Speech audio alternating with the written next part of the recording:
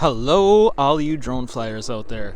Just coming to you from the frozen tundra of Aurora / Palo, Minnesota, for the Finnish sledding festival of Laskiainen.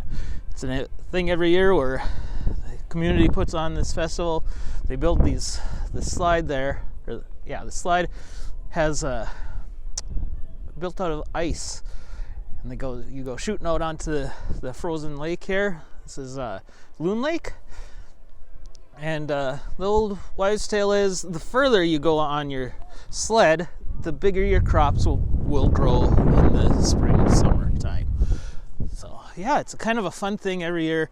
Hundreds of people get together and do this. Up over this hill, there is a community center, an old school that has like a farmer's market in there.